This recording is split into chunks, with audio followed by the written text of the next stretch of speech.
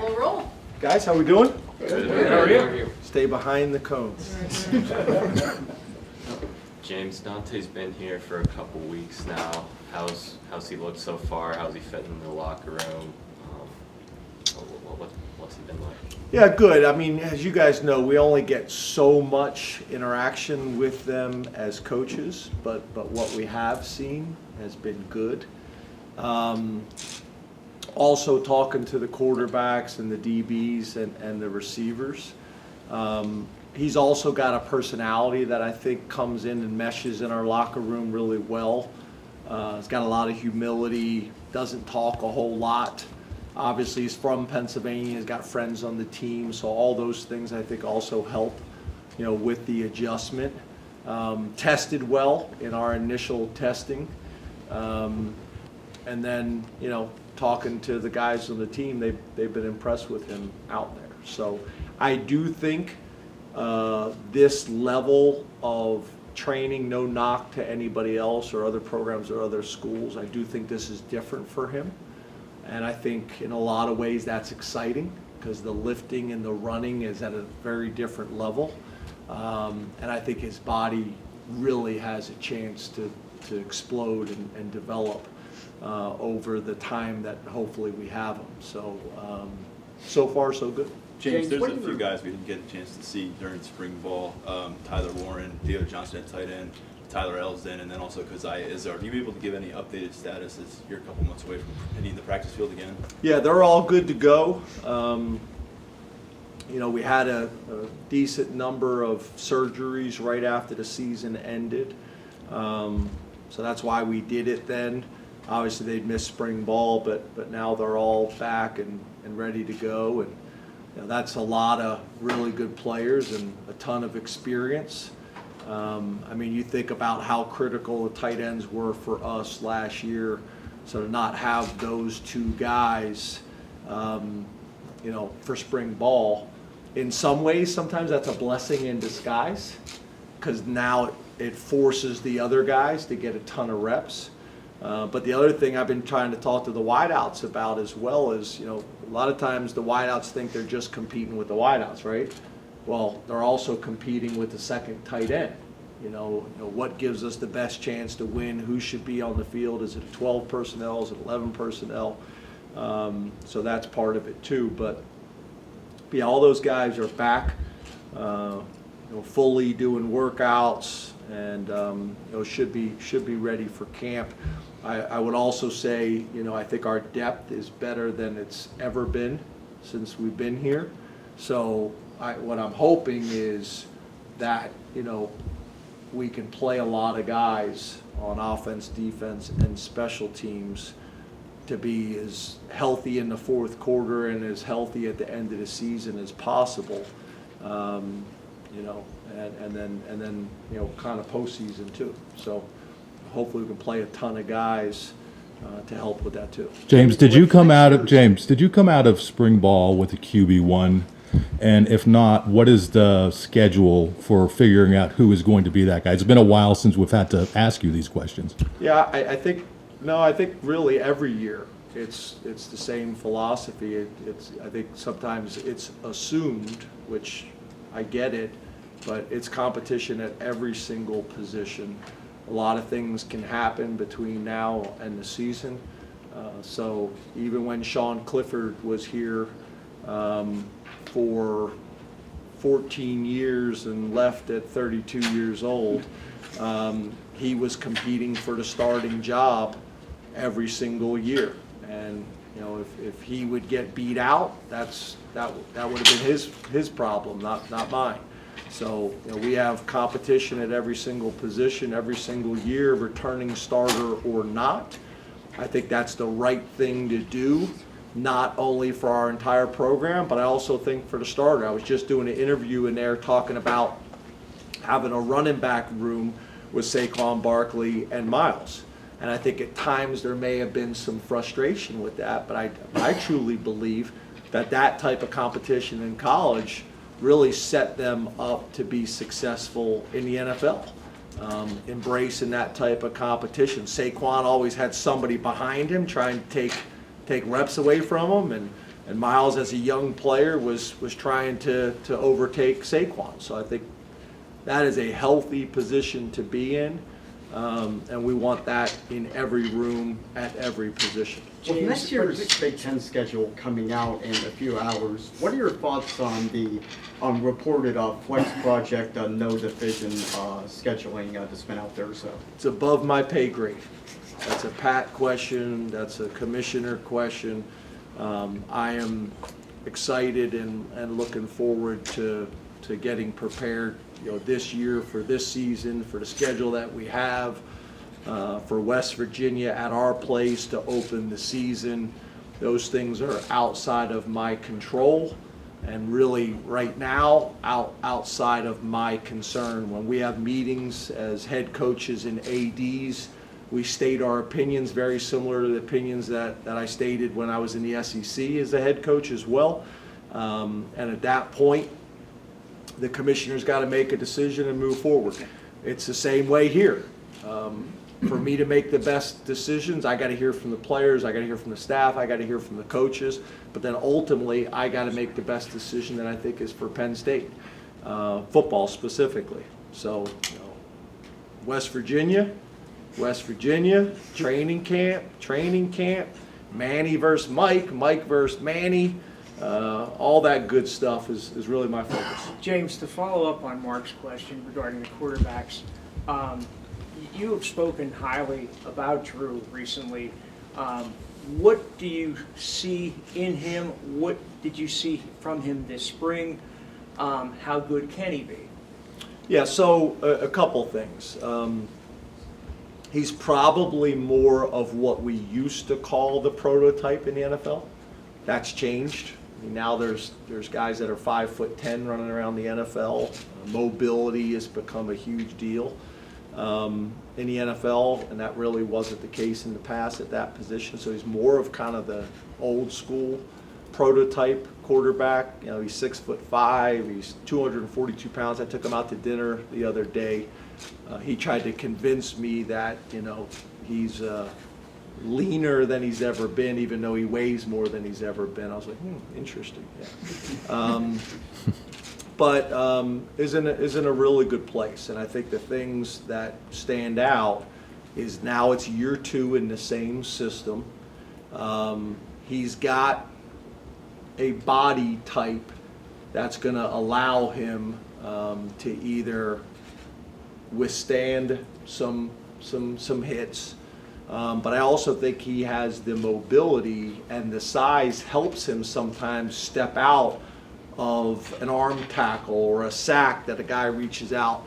He has the ability to do that. But I think the thing that probably stood out to me the most, everybody wants to talk about the arm, and he makes some throws. Joel Klatt, I remember, I think the first game of the year is Purdue. I think they had that game, right, Steve? And Joel was standing there like drooling on the field, watching Drew. But the thing that I think probably stood out to me the most is when he got in the Purdue game as a true freshman, he just was like super poised. And you can do all the drills you want, throwing and footwork and run game fundamentals and all that stuff, but at the end of the day, it's hard to teach that, the poise in the pocket. And he just seems to have that. There can be chaos all around him, and he just is efficient with his movement. Some guys move in the pocket more than they need to, and they actually move into problems. So it's just moving enough, keeping your eyes up when you do scramble. He showed some examples of that last year. We stepped up in the pocket and made a big throw with pressure. And he's able to make people defend the entire field because of his arm. Most college defenses will give you something, they have to. So most college defenses are going to give you the furthest flat.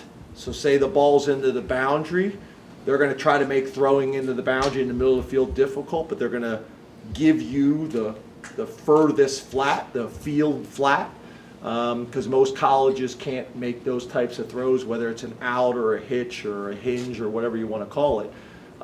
he has the ability to make those throws and make you defend the 53 1/3, which is really valuable. The other thing that happens with arm strength, everybody gets excited about arm strength, but you better have accuracy.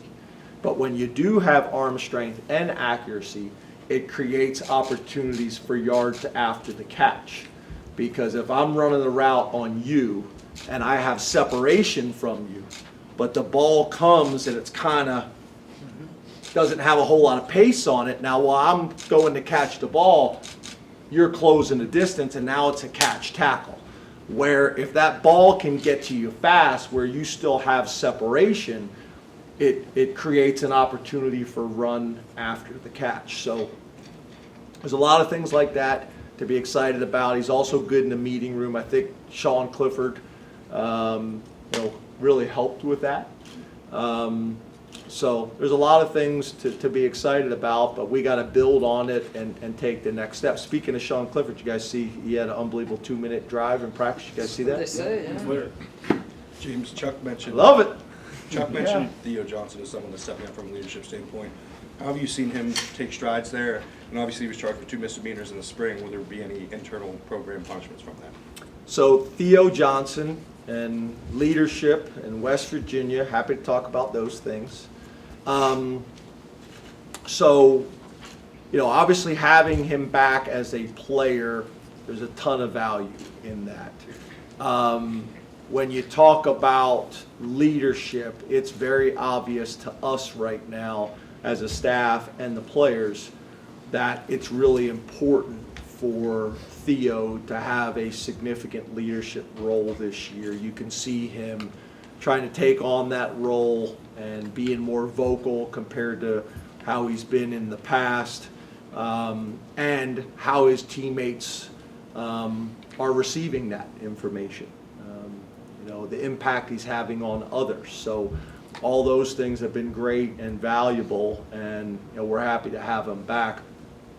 In terms, I think you guys know, for 10 years, we're going to have discipline in this program. We always have. That will continue, but just like in the past, I'm not going to get into the specifics and details of those things. I don't think there's any reason or don't feel like those things are necessary. And then we're also going to do the homework on any type of incident that happens and find out what really happened. And then the penalty will align with that. But I'm not ever going to be quick to react until we have all the information. James, you've said a healthy Penn State football is good for the athletic department. What does that mean? What does that look like in 2023? And how do you want to be one of the leading programs of this athletic department? Well, I think a healthy Penn State football is not just good for the athletic department. It's good for this community. It's good for this state. The hotels, the restaurants, the bars. We're all in this thing together, in this community. And I think we know a lot of business comes from a healthy Penn State football program. I think it's good for the Big Ten. There's a lot of reasons why it's important. So from an athletic department stuff, I'll let Pat speak on those specifics and those things. But for us, we got a job to do, which is to put our players in the best position to be successful, to get Penn State degrees, to represent this university and this community the right way, and to go out on the field and compete at a very high level in what you could argue is the best division in college football. So there's a lot that comes with that. We don't really look at it as pressure. It's exciting, and it's why you come to a place like Penn State. So, but specific to the athletic department, it's probably a question for Pat. James, there's a lot of buzz about this program this year. What has to happen in preseason camp to meet your expectations for this team? Yeah, my expectations is to have great workouts this morning. We did. to go to class and have a great day in class, to go into the community and make great choices in the community, to have a great training camp, to finish summer with the best GPA we've had, have a great training camp, get better, create more depth, get healthy, put us in the best position to beat West Virginia, be 1-0, let you guys go on TV or radio or the internet and talk about that and have good things to talk about. And keep doing that each week and see where that leads us. Obviously, I do think there's some value in starting the season ranked highly. I think it makes the path a little bit easier to get where you want to go at the end of the season. But I think a good example of that, would be TCU last year. I don't think they were ranked, in the top 25 or something like that before the season and made the playoffs. I don't think we were ranked in the top 25 before the season and finished, I think, number 7 or somewhere like that. So all that stuff is good, creates a bunch of people to show up today. Again, it's good for the community, it's good for the state, it's good for our conference, it's good for Penn State. But at the end of the day, all that stuff really doesn't matter. And the guys in that locker room and in this building that are working the right way. We had a discussion, I think it was this morning actually, and to talk about all these things like goals and objectives that people have and expectations, it's great. We may do that 1 or 2 times a year, but what really matters is, do our habits and our actions align with who we say we want to be and where we want to go? If not, it's just talk with nothing to really back it up. James, what can you tell us about Andy Frank and how he's adapted to the various changes in college football, especially as it pertains to recruiting? Andy Frank is the man. Been with me for a long time, been with me for really my entire head coaching career. When I showed up at Vanderbilt, he was on the staff there already. Has been very loyal to me, been very loyal to Penn State. Is a really smart guy. Sometimes I question that. He's got an engineering degree from Princeton and he went into football. But really smart. He also does a very good job from a compliance standpoint, knows the rules inside and out. Just got back from Indianapolis with our compliance department to have kind of more of a practitioner there talking about kind of the game and what we're really, what the real challenges are and what we're dealing with. Everybody does it different. Some people have kind of guys like Andy that are leading the department that are front and center, the recruiters, and Andy's really not that. He's kind of more of a behind the scenes organization type guy. But Andy, after all these years, is like family to me. A lot of loyalty there, a lot of trust there, a lot of love and respect. But has done a great job, and I'm glad you brought him up because he deserves more attention and more credit. James, what went into the decision to create the position of Director of High School Relations, and can you talk about the hiring of Bob Palco? Yeah, so Director of High School Relations is a pretty common position. It's kind of a position that I've kind of had on my wish list for a long time. And obviously with Pat and Vinny, I brought it up to them and what I was thinking. Pat's a guy that Coach Palco's a guy that I had identified, I've known for a long time through recruiting, but really we started talking about this about 4 or 5 years ago, if he'd have any interest in moving into college. Then obviously when I had this conversation with Pat, and I didn't realize I reached out to Coach and he had just retired, which in a lot of ways that worked out perfect. In some ways this is kind of a retirement job, the way we have it structured and set up. But you're talking about a guy that understands the game, most importantly understands young men, and I think is another resource for them and for our staff. He's won, I think, 9 WPIL championships, 2 state championships, I think, was National Coach of the Year, was a part of the Army All-American game for 12 years, so he knows other high-profile coaches throughout the country, And for me, whenever I went into his high school, I liked going into his high school. He was organized, he was fun, he loved the kids, he had passion for the sport and for the game. And I'd leave out of there every time saying, God, if we ever had an opportunity, I'd love to get that guy on our staff. And then I called him, and it kind of moved fast. I called him and offered him the job, and he said he was coming. I said, you got to talk to your wife. He said, no, we're coming, which is what you want, So pretty cool to have him in the building. I think it'll be a really good resource, for our players in a lot of different ways. You probably read the job description. There's a lot of other things that go into it as well, but most importantly, he's going to be a guy that's going to be around our players, 18 hours a day. You added Ford and Collins out of the transfer portal after spring at defensive tackle and corner. What are your expectations for those guys this year, and then why were those positions important to you to address? Yeah, so corner, as you know, we had gone to the transfer portal and got a young man, and then that young man ended up leaving. So, finding another guy like that was important. We went back and watched his high school tape. He's a little bit different situation because he's got 4 years of eligibility, which is unusual. So we had to go back and watch his high school tape. We really liked his high school tape. And then I'm not one of these guys. I'm not going into the portal and taking a guy without calling the previous school. It's amazing how many guys I see that happens with, and they have no idea.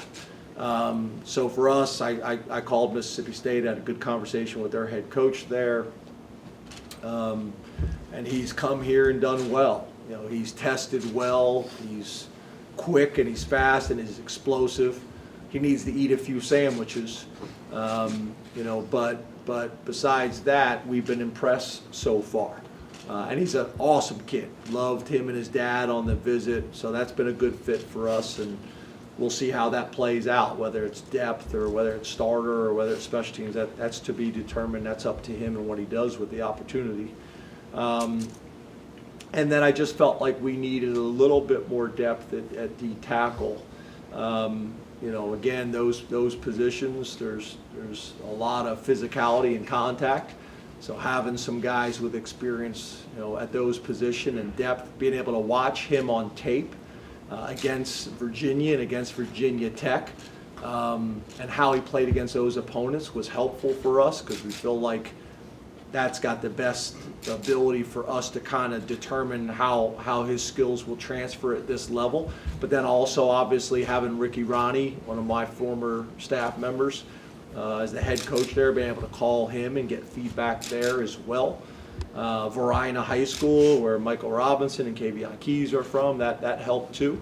And another guy that has multiple years of eligibility is really a 3-for-2 guy, so that helps too. But I think, for us, as you guys know, we'd like to build it with high school players, but when you can go out and solve some problems, whether it's starters or depth, with proven commodities from other colleges, that helps.